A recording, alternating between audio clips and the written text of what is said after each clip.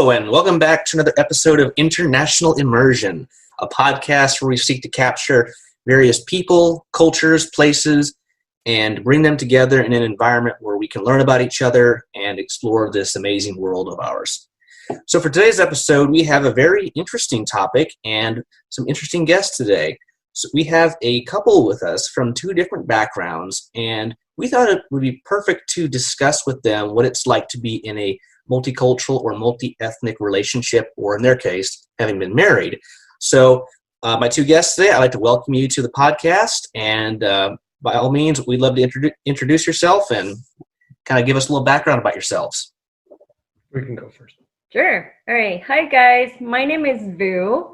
So I'm originally come from Vietnam. Sorry, I probably be clear with my name. Is V for Victor and U for uniform. Pretty short for you to remember. My last name is Do. D for David, like O for Oscar. So you can call me Voodoo Queen, but I'm not from New Orleans. I'm from Ho Chi Minh City, Saigon, Vietnam, and I moved to the U.S. 5 years ago. I went here for school, and then later went to work, and I got the chance to stay in the U.S. because this guy showed up, and we become boyfriend, girlfriend, and then we got married. So now I'm staying in St. Louis, Missouri, and working and living my life here with my husband, Joel. Mm-hmm. All right. Yeah, my name is Joel. Good intro, Vu. My name is Joel. I'm an engineer. I'm sort of really more of like a lapsed liberal arts major, but I couldn't make very much money doing that. So here I am. I'm from Southern Illinois, so I'm like from literally the other side of the planet as Vu. So yeah, we met, and she was in, I guess you were in, I was graduating from SIUE, and she was in the MBA program. So actually, we need to clarify that you graduated before me. Did I graduate? I don't know. You graduated before me, so I have no idea that you went to this. I thought there was overlap, but there might not be. You're saying no. Okay. I think she's the more reliable narrator, so if there's times and dates, it's her. Take her word.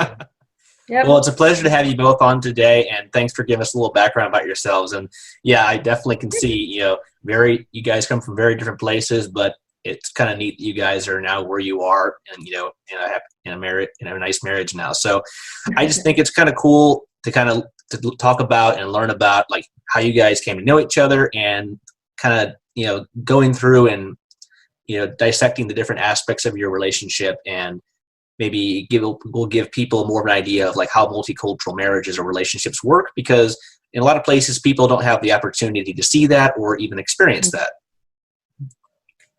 Yeah.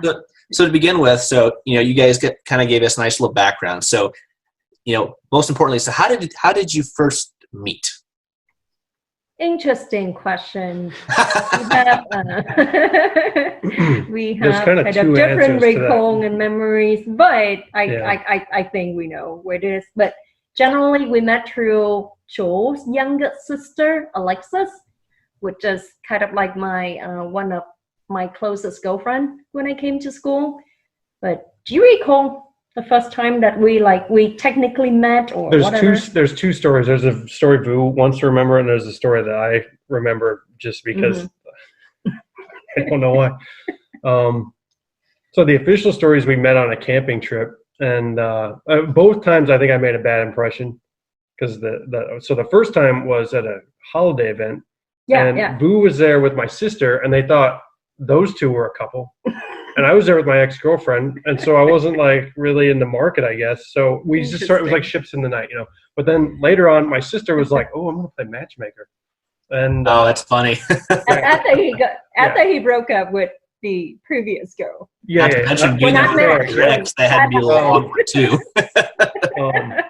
But yeah, so my sister set up a camping trip, and I think that was all part of the plot. But I got there way super late. It was out in the middle of nowhere, and my phone battery ran out, and my GPS didn't work. So I was wandering around through the wilderness in my car. And by the time I got there, I was just mad at the world. And I also didn't realize this was an attempt by my sister to set up us. So I just showed up as this angry guy. No, so I honestly, if I had to say not exactly how we met, because the first time at the family gathering, I have a really vague idea I was introduced to like a whole big family of my friend, which I have no idea who was who. And so even when my sister introduced, oh, this is my It's a huge family. eldest brother, and then he was with a girl. So a lot of people, I don't recall anything clearly at all until like we match each other and we have more time spent with each other as friends on a camping trip. But I do not think that Alexa set us up for a camping trip at all. Okay, It well, just basically better, we are in the same pack. We have a group of like 7 people on kind of like a float trip, but which is funny was for some reason, I don't know, I think Al probably had intention, but she would use my phone to call Joel when he got to the camping trip later than other people, and she would use my phone to text Joel and save his name on my phone. That's a little interesting. So kind of saying that one think's a little more spontaneous, one think's maybe a little more of a setup. Yeah, it's really interesting. So basically, like we went on a floating trip, just like friends, and then I got back, and one day I was like sitting on it, checking my phone, and then I saw like a Joel name, and I'm like, I don't really have any close friend named Joel, and that I know one guy with that name, which is my girlfriend's kind of elder brother. So that's and then after that we have more chances to meet each other. We went karaoke and stuff. I think our first real date was me and you and this giant Iranian guy named Sarush going to look at a car because we needed a car. So we looked like the car buyer. Yeah. He looked like our goon in case something went wrong, because he's like a big dude. So security.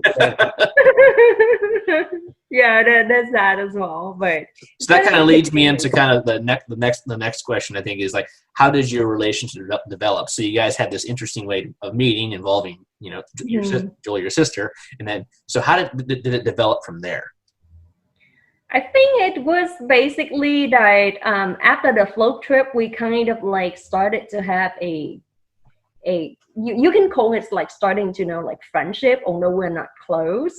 So we have contacts of each other that we chit chat, and then by the time I went to buy my car, Alexis, his sister, also like pretty close to me, like since then until now, she was not available. She was not in the city at that time. She was in Quebec at that time, I would think. And then before that, she told me that like, I would like to help you with the car, but because I'm gonna be gone, if you need help or anything, you should let my brother know, because he knows stuff about mechanics. So I would just like reach out kind of naturally that like, hey, I'm going to buy a car, but I'm hanging out with mostly like international students. So I would like to have like a local guy to go with us and this and that. So that makes perfect sense. Yeah. So and then we went to buy the car, and then after that, he would be kind enough to ask on the car. So from the car talk, it go to other talks, and then we realized we have something in common. I would think. What do you think? Food. Vietnamese definitely, food. Yeah. That was the easy point of commonality, I guess. Yeah. I can see that. No, so it started off like that, and then you guys got talking. You realize, hey, we have more things in common. So that leads into another important thing. So as you guys, started talking about what aided, maybe like what aided each of you get to know each other more, or what aspects do you think aided kind of to develop that relationship, become more developed and more to where it is now, you'd say? I think at the beginning there were 2 things. So the first one, and they're both food related for me. So the first thing is like a lot of I knew a lot of, I was in the engineering school at SIU. So there was a lot of foreign students. A lot of them don't have cars. And if they do have cars, they don't get over to St. Louis very often, which is where all of the better like ethnic food restaurants and then like international grocery stores are. So like I could be the big tourist guide, tour guide. That's what I'm looking for. I could be that guy, for VU. And then also I used to live in Florida, and And in St. Pete and all along US 19, which runs north-south through St. Pete, there's just like a huge Vietnamese community. So this was like in the year 2000 about. And so that was when I discovered Vietnamese food. And so I was like already like really into it, but it was so much easier to get in Florida than it was here. So I was like, Vu, we're going to go to the Vietnamese restaurants. We're going to figure out which ones are the best. And I think we've been to basically all of them at this point. We can give recommendations after the show, if you need them. Oh, for sure. I'll gladly list those in the comments section. So any of our viewers who love Vietnamese food, you're in luck tonight. Oh man, sure. I'm big into cooking, so yeah. Right, we didn't need to go out to eat because Vu's a really good cook anyway. So that's true. So yeah, I mean, like food is a big thing, and then I think like traits that we have in common. For example, this guy, since we started dating, I think you already started like engineering job, I would think. I'm pretty sure because when we started with each other, you have already started with bachelor as an engineer, and I still remember like you talked about engineering stuff. So my background was kind of like in business and research. So I'm kind of like the attention to detail, analysis, numbers, data as well. So we kind of like on this kind of like the same path. We're both spreadsheet people. Yeah, we're both spreadsheet people. More by the book, more numbers, more analytical. No, I mean like we literally make spreadsheets for everything. Grocery, for payment for the house, everything needs spreadsheet. But I would say that was like, so we have the same way to, we kind of like data math people. Like I love math and I'm pretty okay with that. And this guy was the same. So we kind of like on the same frequency of talking about things, I would say. But Joe used to own a business before. And I was background in business administration. So we have a lot of like things to talk about because our viewpoints were like common in that term that we can talk about like business, how practice, how to organize things. And he's a really creative guy, and I'm not necessarily as talented in creativity like him, but I have experience in marketing. So we do media production, we do a lot of creative projects together related to like community creative projects. Like we and our friend Ziavaz organize a chapter of like Creative Mornings, a TED Talk sister organization in St. Louis. We do organize events together. We hang out with artists. We talk about music and things. So I would say it's kind of like a blending of. Yeah, that's what it sounds like, and it sounds like you both complement each other. You have similarities, but where one is maybe a little deficient, other is stronger, and you guys can. And that's very good. I think that's a very important building block of any relationship is to you support each other, and you have to have things in common, but you don't want everything in common. And then the differences could also make it interesting and are also unique. Right.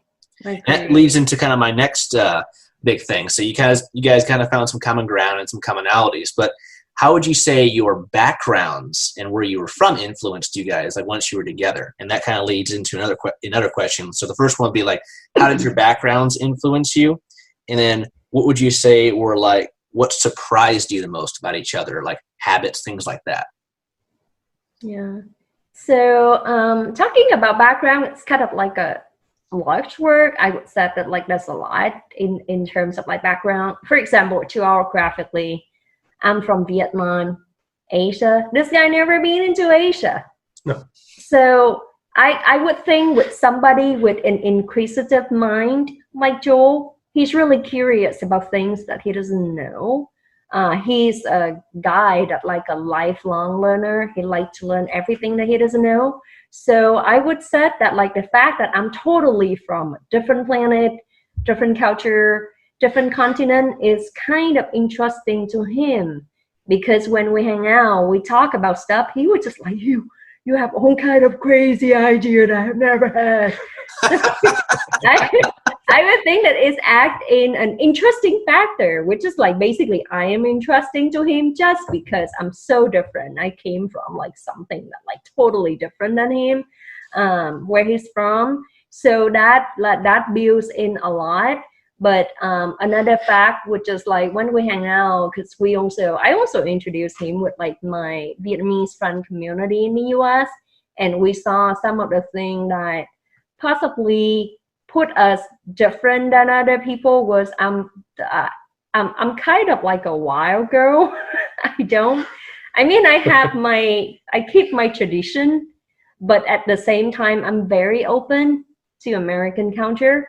So, for example, like when we came from... You have more of a balance, you would say. Right. So many girls coming from Vietnam, they're going to be like, I'm not going to a bar, no. I'm not going out to try adventurous sports, no. I'm a girl, I'm not doing things like that. So for me, I'm more open. I'm open to try different things.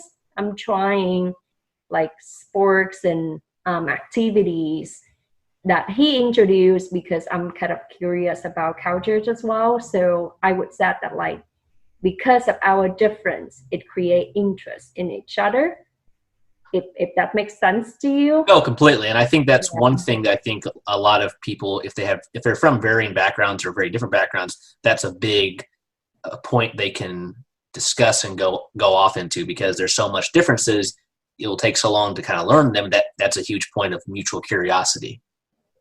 Right. What do you think? I would agree with that. I think my background sort of amplified that because I came from small town Southern Illinois. It was pretty bland. And then I went to high school in Northern Illinois, and there was a lot of it was very diverse. It was complete. It was going from Catholic school to like a very diverse student body, and so wow. Having been to Catholic school myself for several years, it's definitely a switch. Yeah. Right. Yeah. So anyway, it was interesting seeing how much bigger the world is just in another part of the state, much less, across the world or, in Canada or something. So, it just sort of became a lot more interested in just other places generally. And no, I think that's really important is that once you leave like the area you're from, the more you travel, the more you experience or meet different people, you realize how big the world is. And that's one of the premises for this podcast and why I think it's important to bring people together like we're doing this evening, right? Just to share and learn about each other, because a lot of people, it's not that they don't want to know, it's just they don't know how to go about learning about it or getting to know new people. But once they do it, they're like, oh wow, that's interesting. And they also realize people wherever they all are basically the same, and they just may do things differently or act out things in a different way. Yeah. I think that your second question was like, what is surprising to us? Because like we say, like what are like whenever you have two very different people or two different people from two different cultures, like your habits, customs or things you do that can really surprise you. I've dated a couple of people from different countries, and it's always interesting. Like, what are you doing? I'm like, oh, why are you doing that? And then they tell you like, oh, okay. And it's like, you get it, but you're just at first, you're like scratching your head like, what? I agree. For me, let me see. For me, probably it's not too many surprising factor because I think it came from like my personality as well. Because before I came to US, I have a long preparation process. I read and I study a lot about like the culture and people. So whatever happened to me here has already been, I kind of like having some kind of like. You could say that in your experience, it wasn't as big of a shock for you because you had studied, you'd learned about it. Whereas someone who maybe hadn't done as much preparatory work, they came here, it would have been more like a slap in the face. Whoa, this is all new.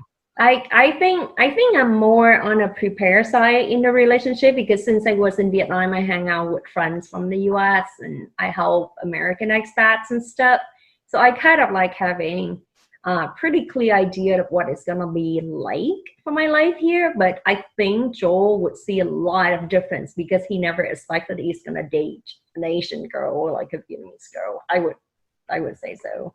Yeah. What's like for you? I don't know. I actually, one of the things, what was surprising was how not surprised in a lot of ways I was because the lack of surprise. Like, that sounds like a cop-out answer, but I mean, seriously, like. Oh, no, it is what it is.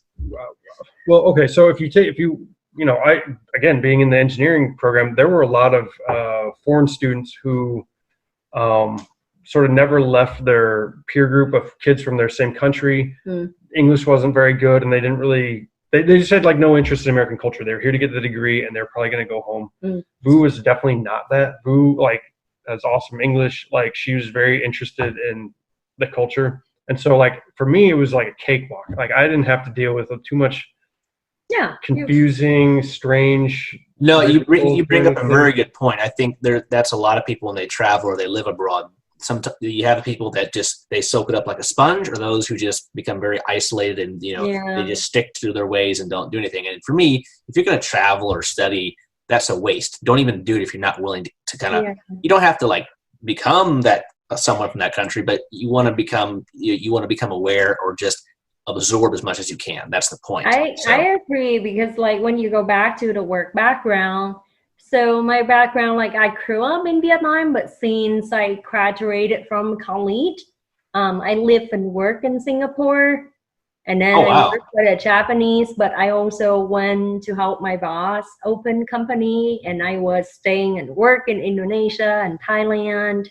I hang out with Japanese. I hang out with European and American expat because of my volunteering activity.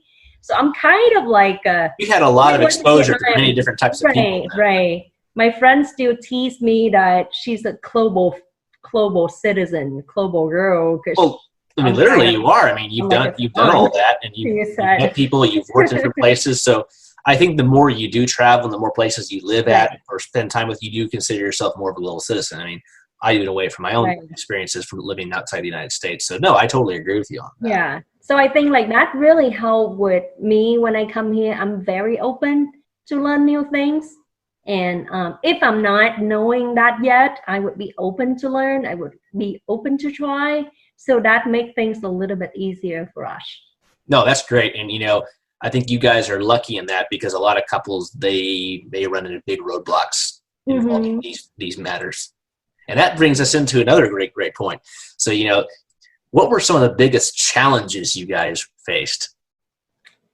Maybe like, but I think there are ongoing challenges, and for me they're all related to communications and just being patient with communicating, because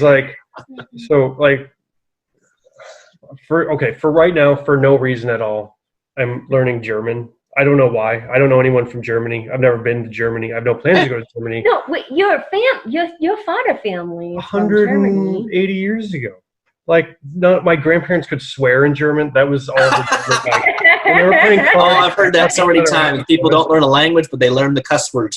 That childhood that was memory. handed down for many generations, and now it's lost. That knowledge is lost. I'm going to have to relearn it. So he just basically wants to learn some basic German so he can curse people. Nothing wrong with that at all. It's an added skill you can use.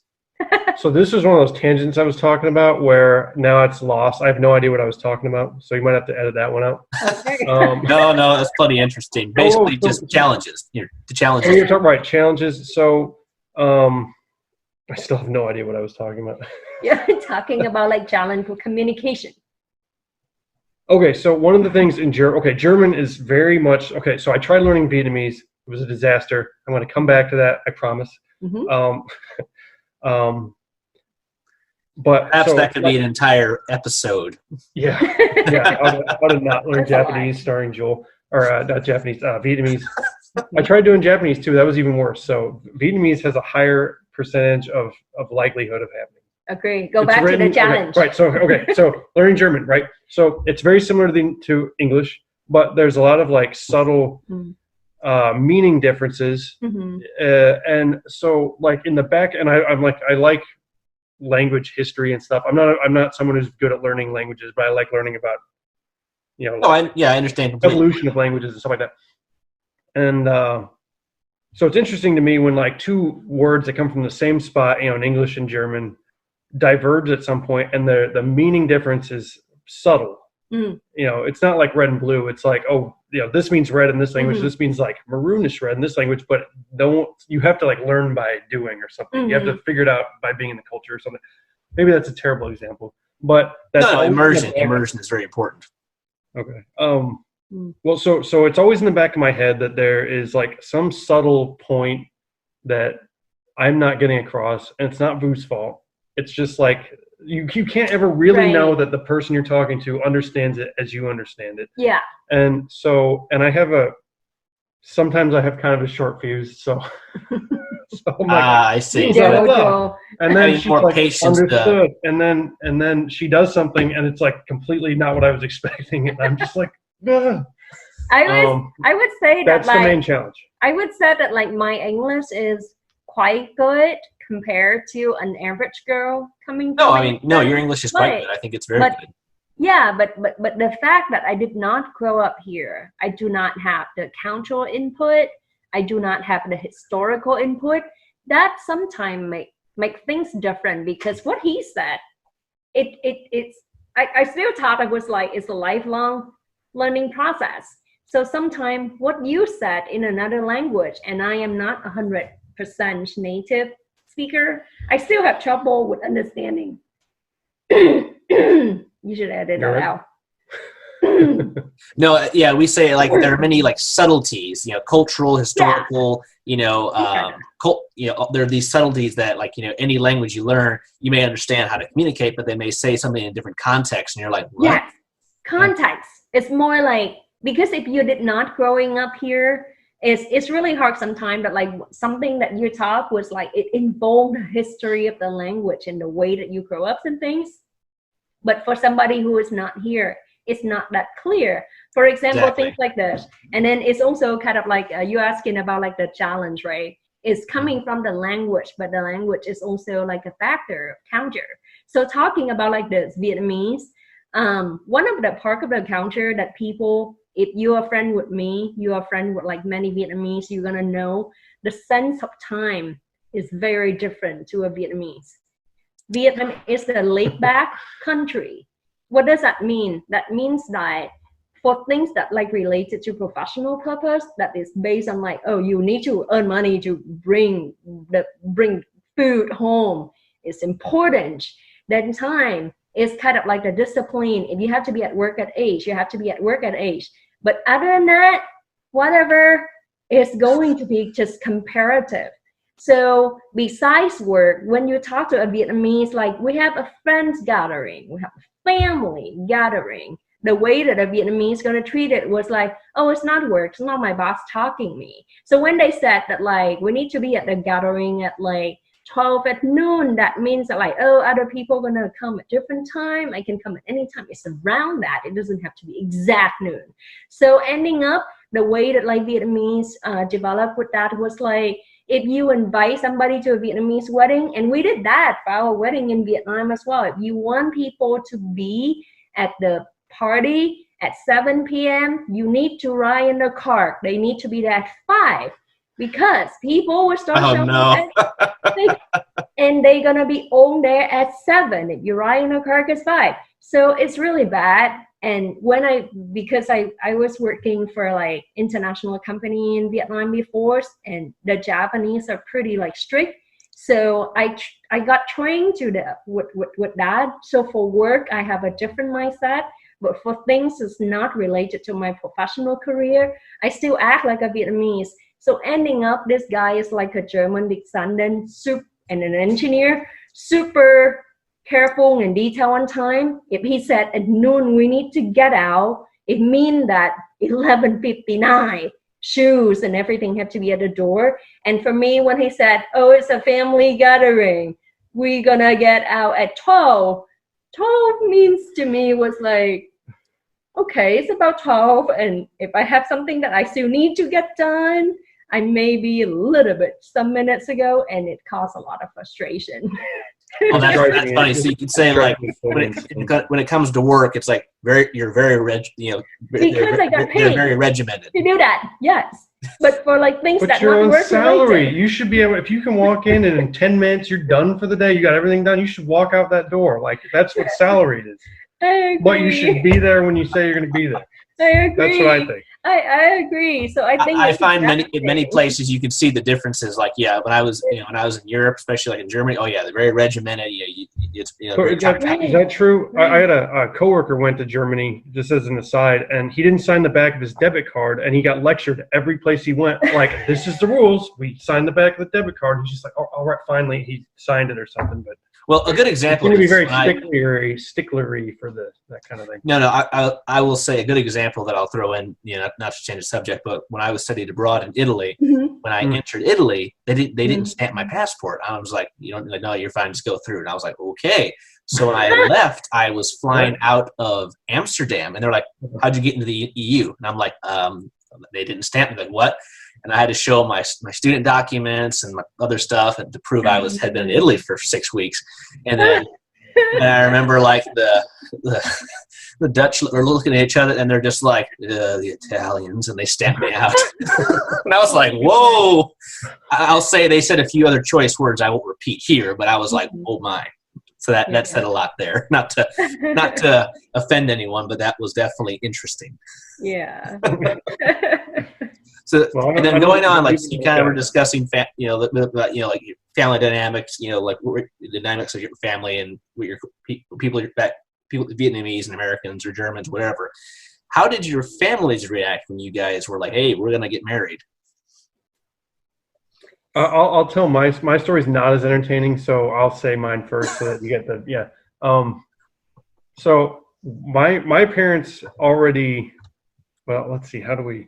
So can I change the question from like, what do they think when we said we get married to like, what do they think when they know we're dating each other? You could say that, and then when you decided to get married, which may be okay, they've been dating, it's not that surprising, but like, oh, they're starting to date. Right. Sometimes it depends. Sometimes one may be more shocking than the other, depending on who you talk to. Yeah. So I was kind of, I don't know what the best way to. I didn't know what to think. I was not really that worried, but I mean, what for your family? I drank about your family. I'm sorry, I drank all that tea. It's fine. Go. All right. Whatever. Hey, tea is good. Yep. Yeah, you get 2 drops. I'm sorry. You have to cut it out. You're gonna have to cut that out. Sorry. Okay, so when my parents I guess I told them that we were dating, like there was just like, oh, cool, food's nice. And I was sort of more prepared for a more negative, not maybe less enthusiasm, but like they've met Vu. They knew Vu was awesome. They were like, our real daughter is kind of a handful. This is the calm force of I don't know. You might have to edit that out too. You know, I think I know what you're getting at. I think it's. No, they like Vu because everyone likes Vu. There's very few. Vu has only very few enemies, and it's because of them, not because of her. So that's good to know. Yep. But like I was, if my grandparents had still been alive, I think they would have thought it was weird. We're not that far removed from the Supreme Court in this country saying that, like, oh, that's okay, which seems totally insane to me. But I am from a small town in Southern Illinois. There are definitely people out there that would think it was weird. Luckily, my parents are, educated people, and I wasn't that worried. I mean, like, I have a history with your parents and your family, especially your younger sister. It's like and that probably definitely helped to an extent because they already had some pre knowledge of you. Right. So I think his family take it pretty easy, and from we dating until we got married. But for me, it's this real fun part. So before I got married, by the time we got married, we decided to get married. People have time to know Joel, and they like Joel already. But before that point, when we after we dated for a while, we dated when I was starting my second year for my master. And when I graduated, I moved to St. Louis for jobs. And when I moved to St. Louis for job, he offered me to live together in an apartment. So that's a really fun point, because here's the thing. For women, Vietnamese women in my generation, it's still kind of like a tradition that we supposed to not cohabitate before getting married. So I was born in a traditional family. My dad was really strict. He's like a pretty forward-looking, progressive thinking guy for Vietnam. But Vu still was like, we have to hide this. We have to hide this as long as we possibly can. Oh no, I think I know where this is going. Yeah. Right. So when we live with each other, I mean, like, I think my parents possibly heard my sister said, and they kind of guessed, but they never asked because they're embarrassed of me to ask about that. So they know, but they never like admit the fact that like I'm living with my boyfriend and we haven't gotten married. It's a big deal in Vietnam. It's kind of like a taboo for women, for young women. So so my parents never said anything. They kind of like acted like they don't know until one day when we were living in, what do? You help. So she somehow got a huge knot in her hair, like a giant tangle. And so like I just spent an hour like, you know, trying to take apart this giant knot. And who thought it was funny, so she put it on, or somebody put it, probably you put it on Facebook. Yeah. Oh no. Oh no. And then one of her like third cousin removed, somebody who has nothing better to do in Vietnam sees this and calls up her parents like we have a crisis here, you know, and then Vu gets a phone call from her dad, and her dad, in the middle of the night, just imagine, like, outrageous. Not happy. So I received a outrageous phone call that my dad was like angry and my mom was scared and crying because somebody in a rural area of Vietnam called them and said, "Do you know that Vu is living with a man?" And I think Vu hasn't gotten married yet. And so my parents do not know how to respond to that. So it's a bit like a shock to the system for them, and I could see that they're like, it's probably just like it was just like too much. Like, oh my God, I have to call my daughter. What's going on? Yes.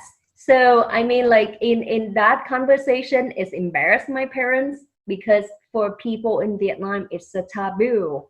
And imagine like if you have a daughter like doing something that like your culture consider is like a taboo, and she's doing that, and somebody told you in the face that she's doing that, what do you think? So of course my parents was like, one person is super angry, which is my dad, the other one just crying and called me, and it was like, what do we do that like you got to this bad situations and this and that. So it's really dramatic. And I'm sure the way they were informed did not help at all. It would be one thing if you told them, but the way they were informed, that probably just made it 10 times worse because it was just random tipsters from Facebook. Yeah. I'm so embarrassed after that as well. But so I guess there was like maybe a little bit of that for me too, because my mom's like pretty Catholic. She's religious. And so like the fact that me and my siblings all like live in sin was like not like, she wasn't like super thrilled about it, but at least we got married. Siblings didn't, so I guess, you know, whatever. I think yeah, I mean, like it just kind of like one fact of the religion of that. But yeah, so we don't have a whole lot of challenge at all because like two of us, I think we're pretty stable, and we're that's very important. I think stability is the most important thing. Yeah, when we met, so we're kind of like mature and experienced, so like we know how to deal with different things. That really helped. So that's not a whole lot. Maturity is such a huge factor, and when you have two people and their maturity levels are different, that can cause a huge problem. You know, I've experienced that, and I have had friends that have experienced that. It can be very awkward and also very draining on one or both of the people in the relationship. Mm-hmm. Yeah. But you know, that's, you know, I'd say you guys are very lucky in a way that you haven't had to deal with a lot of the challenges, because I know a lot of people, if they date or marry, internationally or intercultural or different cultures, whatever, they can face a lot of challenges, and you hear stories about that all the time. You know, oh, they married, but then they got divorced, but then in your case, you guys are one of the success stories, which is great to see. So, kind of taking some lessons from this. What would you say, like, what would be some advice that you would give for people who want to maybe date someone from a different culture? What would be some advice you could give them? I'm sure you have a lot to experience that. Let's see. Sure. Having done it myself, I definitely there are definitely things I think we could discuss here shortly. I would say the main thing would be like, you can't be a picky eater. If you're a picky eater, just go home. Like, don't even bother. I mean, I can see that. We know people who are like one of her good friends has a boyfriend. I don't think he eats Vietnamese food, and or that eager breaks to my go heart. to Vietnam. Oh, Vietnamese food is great. I've not been to Vietnam, but I love Vietnamese food. It's wonderful. You really like the food there because they got a lot of Vietnamese. We're gonna food have barbecue sometime soon, Vietnamese style, Sean. So let's see, what's the other thing? I would say just have an open mind because like part of this is, I'm not just like sound biting this for this interview. Like my sister asked me before we got married, and she's like, what do you think about getting married to somebody from another country? And I just said, like, I'm prepared to have at least like one moment of like surrealism every single day. I'm so sorry that you have more than that. No, I have about one. I have about on average one. But I mean, just every once in a while, and I'm sure the same happens with Vu. It's like one of us says or does something that seems totally normal, and it's just something that's kind of like, at first it's maybe weird's not the right word, but just not something you're expecting, and then you just sort of get used to it. But like for instance, again, food is a good place to point out an example. Like Vu made, what is the fertilized duck eggs? Yeah, you call that hộp vịt lộn, which is baby duck egg, fertilized duck egg. There's a duck embryo in it, and people in Vietnam, it's like a commonly enjoyed snack, I guess, in Vietnam. Yep. And obviously that's real weird for American palates. For sure, yes. But it's like just have an open mind. I had it. It was good. I liked it. I don't know if I would order it every time I went out, but like it was good. And if you can't sort of be ready for that. Yeah. So you could say like sometimes you just need to go with the flow. If you're visiting or anything, just go with the flow and just say, I'm here. I'm basically, when I'm in Rome, do as the Romans do. When I'm wherever, do as they do. Yeah. I'm trying to think of can you think of a better? I'm trying to think of an example of just something that like one of us does during the day that just we just do as a matter of course, having come from where we came from, that the other person just thinks is like super weird. I think I'm so used to all of it now that can't think of anything. That's a good thing. I mean, that's a good thing. But I'm sure there were things at times that made you like scratch your head, like oh, that's different. Well, so here's a real mundane thing. But like just using chopsticks all the time. Like I've like gone Vietnamese, and I use chopsticks more than Vu does, I think, because they're just better. Like if you're cooking and something falls in the pot, you can just pick it out with chopsticks. Where if you got like a fork and you're trying to like scoop it, it's like doesn't work. But you sit down to eat a meal, and you just started dating. You had a long day at work. You just want, to eat your dinner and go to sleep or whatever, and then there's like, at first, maybe it was like a mild annoyance that there's just chopsticks sitting there. It's like, I just want a fork. But now I feel like a huge baby because I felt like that at one point. But, you just get used to it and it becomes totally natural. And you just have to sort of like jettison your differences and focus on all the stuff that's common, because then it all works out pretty well. Yeah, I guess. No, that very, very well said. And I think, just kind of just accept things for how they are and say, okay, that's how she does something, or that's how he does something. But it seems like not to be that big of an issue, so that's even better. Yeah. So kind of going away from that, what is something you think people should know about, like, couples like yourself? Because I know a lot of people, they don't encounter, multicultural couples or interracial couples or whatever. In the U.S., there's a lot of it, but I mean, depending on where you are, they may not encounter that as much. Because like having been in China and other countries, some countries are much more homogeneous. You don't see that, whereas the U.S. is much more heterogeneous. You said like people should know that's gonna happen in a multi. I'm gonna say that was like the fact that you come from different culture is really going to cause some difference in the way that you think, the way that you behave, and the way that you react towards things. So I kind of like having a quite clear point of that was like kind of on the same page with Joe said that like we need to be a little bit more open. I'm gonna say that like you have to expect the difference in the way that we'll live. For example, I'm coming from Vietnam. It is a heavy community oriented kind of like people in group, which is like people stick to each other. They do a lot of things together. They don't like people with personal space. Personal space is not like really the same in Vietnam. And because of that, the way that like people date with each other in Vietnam was like, if you are a couple, it's really crazy. But I cannot believe that like when I grew up in that culture, and I can see the way that I changed in the way that I'm thinking now, that when I grew up as a Vietnamese teenager girl, what I expect was like, oh, if I'm dated, I want my boyfriend to do everything with me. We have to be together all the time. We have to know everything of each other. There's no secret. If there is a secret, it's kind of like, oh, it's risky that we may betray each other later because we have secret.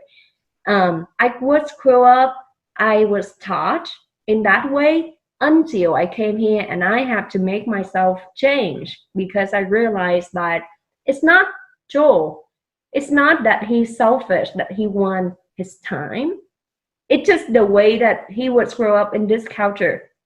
Number one, people need personal space. Personal space means that you don't even as a couple, you don't have to stick with each other all the time. You don't have to like always hold hand.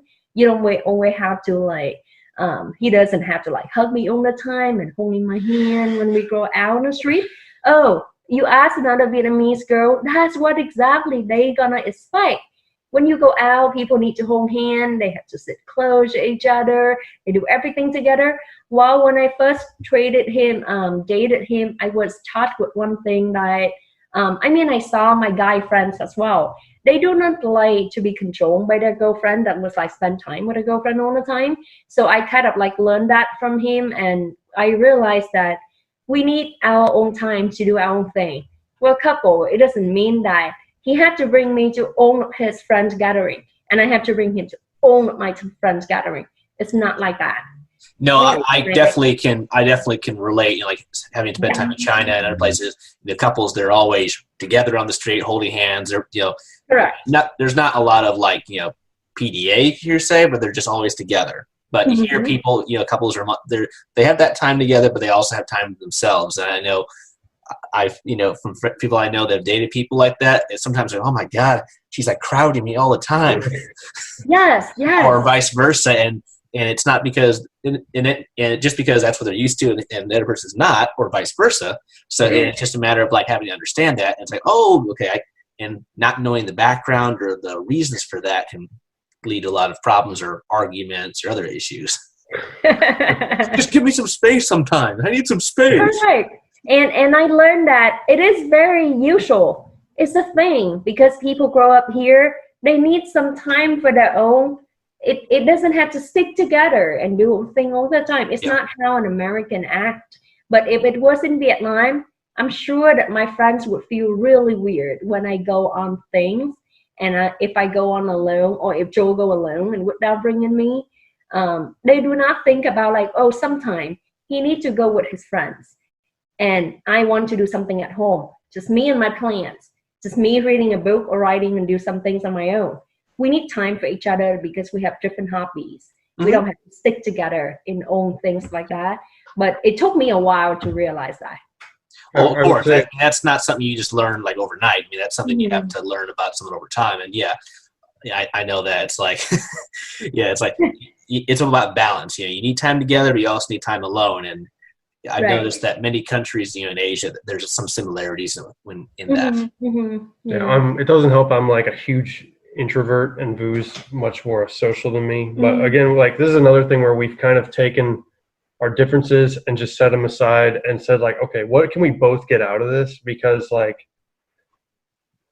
like I have no problem if she wants to go hang out with her friends or, do plant stuff or whatever. And I don't, well, it's just like, we have, there's some common interests that we have, but then there's also a lot of, like, I'm an electrical engineer by training. I have all this electronic junk lying around. She probably just never wants to see it, but like projects that, like we need time to do that. And as long as we still go do stuff, then we're okay. But, I don't think it's realistic to expect the other person to like everything you like and dislike everything. I mean, couples, they're made up of two individuals that are together. So, I mean, you're naturally going to have your own individual tendencies and likes, and you're not going to like or dislike everything about each other. That's just being human. So being able to accept that person for who they are and they accept you for who you are, that's very important. And also mutual respect is extremely important. Correct. So to summarize it in like a short sentence, I kind of like redeem on my own experience. When we first dated, if we hang out a weekend, and then Joel I want to have a Sunday on my own so I can just like do my things, home, taking care and stuff. I got upset because I was a Vietnamese girl, and I'm going to look at like my girlfriends and stuff. I'm going to be like, why he doesn't want to spend time with me on a weekend day. It's hard to not come across as a jerk, but and that's the thing. Right. It's hard to think beyond your cultural or social values sometimes, right. But I think it's important. You have to like think outside the box or put yourself in the other person's shoes and be, that might be why, and totally, a lot of people don't do that. They just are so transfixed on what they think and they're just or what they feel. They don't actually stop and go, okay, maybe there's a reason for that, or there's a good reason for that. Yeah. Just put it that way. By time you kind of like realize that like things that you used to think is weird, it's not weird. Just because the way that like people was grow up with different circumstance and they would talk and then live different way, it put themselves that way. And here in a relationship, I learned it as long as I mature with it was I need my space. My husband need his space sometime. And we don't have to stick with each other 100% all the time. No, and I think it's also important is that if you do spend some time apart sometimes, it makes the time together even better because you want to see each other again. And as I say, you can't spend time together with someone indefinitely. Eventually you're going to like, get me away from this person. I need some. Agree. So there's just those aspects to discuss and, just that are true.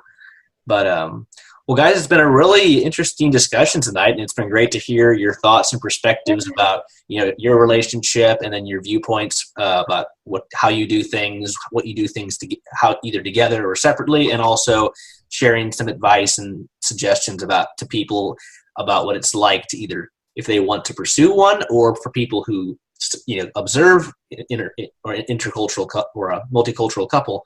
I think those are things that people have to learn and also understand because, if you have two people from the same culture that are married and they meet someone else a couple from two different cultures or places, there's going to be some like, why are they doing this and that? And just, I think you need to be, like you guys have stressed, have an open mind, be willing to learn new things, but also it's a great opportunity to it's outside, be outside the box. Mm-hmm. Yeah, definitely. It's really nice to talk with you, and thanks for you inviting us to talk about this podcast. We think that there's possibly a lot of like young couple outside also want to date with somebody from a different culture. Well, it's not always easy. Sometimes no. From my own experience, having done it, it definitely can be challenging at times, and it takes a lot of effort. It's like you have to meet in the middle. You can't do everything. They can't do everything. You can't expect everything. It's all about, give and take and trying to balance it out. Right. So, we just hope that this is like helpful to them. You guys should date Vietnamese girl and Asian girl? You should. Vietnamese. They're the best. Mm-hmm. All righty. Well, there you go, everybody. And Joel's giving us suggestions, so you're into that. And I have a lot of girlfriends for you guys. Well, having dated a couple of Asian women myself, it is definitely not Vietnamese, but it's definitely interesting, and challenging all at the same time.